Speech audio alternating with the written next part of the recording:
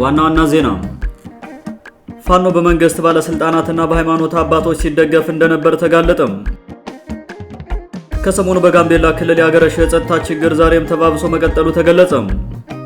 ሰላም ጤና ይስጥልን ውድ አድማጭ ተመልካቾቻችን፣ በመከታተል ላይ የምትገኙ ጃኖ ቅማንት ሚዲያ ነው። አርዕስቶችን በማስቀደም የሰዓቱን ዜናዎቻችን ጀምረናል። ወደ ዝርዝሩ እናልፋለን። አብራችሁን ቆዩ።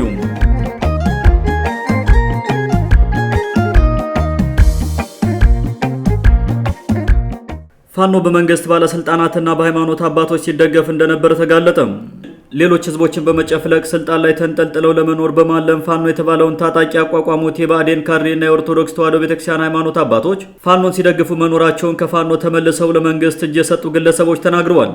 በምዕራብ ጎጃም ዞን መንግስት ከህዝብ ጋር ባካሄደው መድረክ ላይ የተገኘ አንድ የጎጃም ፋኖ አመራር የነበረ ግለሰብ ፋኖ የተባለው ኃይል እስከዛሬ ጠንክሮ እንዲቀጥል ያደረገው በዞንና በወረዳ ውስጥ የተሰገሰጉ የመንግስት ባለስልጣናት የውስጥ አርበኛ ሆነው ስለደገፉት ነው ሲል በህዝብ ፊት ቃሉን ሰጥቷል።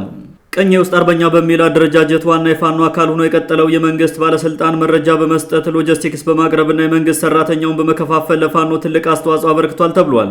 በአንድ ወቅት ፍኖተ ሰላም አካባቢ በተደረገው ውጊያ መከላከያ ሰራዊቱን ሲመራ የነበረውን 100 አለቃም በ5 ሚሊዮን ብር ደልሎ ከነ ሞርታሩ እንዲማረክ ያደረገው የመንግስት ባለስልጣኑ ነበር ያለው የቀድሞ የፋኖ አመራር የሃይማኖት አባቶች የሚባሉትም ዋና ፋኖች ናቸው ሲል ተናግሯል።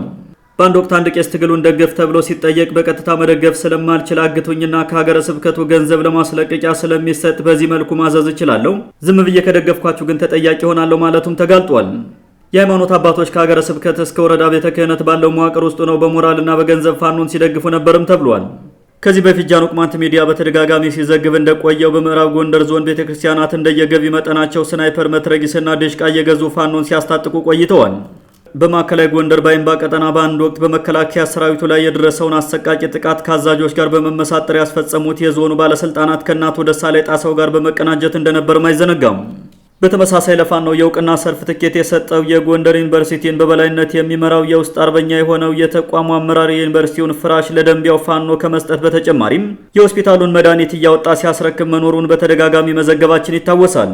በአንድ ወቅት አንድ የምዕራብ ጎጃም ሀገረ ስብከት ካህን ሆነ ብሎ እስረኛ መስሎ በመምጣት ለፋኖ 800 ሺህ ብር ሰጥቶ ተመልሷል ሲል የፋኖን የውስጥ አርበኛ ያጋለጠው እጅ የሰጠው የፋኖ አዛዥ ፋኖ በአጠቃላይ በቃል ለመግለጽ የሚከብዱ ወንጀሎችን በህዝቡ ላይ መፈጸሙን በይፋ ተናግሯል። የብልጽግናው መንግስት ይህ ሁሉ የውስጥ አርበኛና የጫካ ፋኖ ተመሳጥሮ ይህን ሁሉ ግፍ ሲፈጽም በቀላሉ ማስቆም ያልቻለው የመረጃና ደህንነት ስርዓቱ በጣም ደካማ በመሆኑ ነው የሚሉ አስተያየት ሰጪዎች ብልጽግና በራሱ ካድሬዎች ነው ሲወጋ የቆየው ብለዋል። የአማራ ክልል ባለስልጣናትና የቤተክርስቲያኑ የደብተራው ማህበር ከሻቢያ ጋር በማሴር በትግራይ ላይ ያካሄደው ጦርነት ባሰበው ልክ ባለመሄዱና የፕሪቶሪያው ስምምነት የትግራይን ጦርነት በማስቆም እቅዳቸው መምከኑን ተከትሎም መንግስትን የመገርሰስ ዓላማ አንግበው ከፋኖ ጋር ፈንነው መቆየታቸውን በሚገባ ተጋልጧል። ይህ የአማራ ክልል ባለስልጣናት ከፋኖ ጋር የመፈነን እርምጃ ኦሮማራ የተባለው ጥምረት ራሱን በራሱ መብላቱን ያሳያል የሚሉ ወገኖች ሀገሪቷን ለገባችበት ኪሳራ የተዳረገችውን በመሰለ ፖለቲካዊ ሴራ በመመራቷ ነው ሲሉ ተናግረዋል።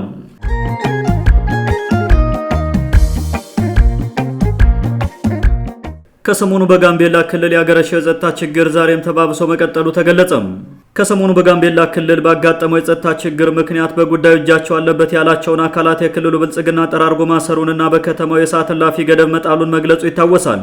በተመሳሳይ ዛሬ በክልሉ ዋና ከተማ እኩለ ቀን ገደማ ከታጣቂዎች በተተኮሰ ጥይት አንድ የፖሊስ መኮንንና ሌሎች በርከት ያሉ ንጹሃን ሳይገደሉ እንዳልቀረ መረጃዎች እየወጡ ይገኛሉ። ከቦታ የሚወጡ መረጃዎች እንደሚያሳዩት ከሆነ በጋምቤላ ክልል ከፍተኛ የሆነ የጸጥታ ችግር እንዳለና የሰዎች የዕለት ከዕለት እንቅስቃሴም እንደተገደበ ታውቋል።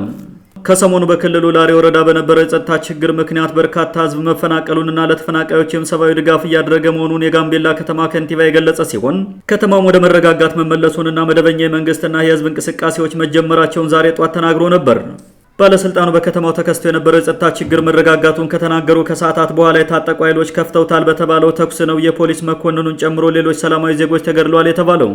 ክልሉ ከፍተኛ የጸጥታ ችግር ያለበትና የጎሳ ግጭት የሚበዛበት አካባቢ ቢሆንም ብዙ ጊዜ ጉዳዩ ትኩረት ስለማይሰጠው ከፍተኛ ሰብአዊና ቁሳዊ ኪሳራ ሲደርስ ይስተዋላል። የክልሉ መንግስት በአካባቢው የጸጥታ ችግር በሚፈጥሩ ኃይሎች ላይ የህግ ማስከበር እርምጃ ወስጃለሁ ከማለት ባለፈም እነዚህ ታጥቀው የሚንቀሳቀሱና የመንግስትን ወታደራዊ መዋቅር እስከ መፈታተን የደረሱ የታጠቁ ቡድኖች እነማን እንደሆኑ በስም ለመጥቀስ አልደፈረም።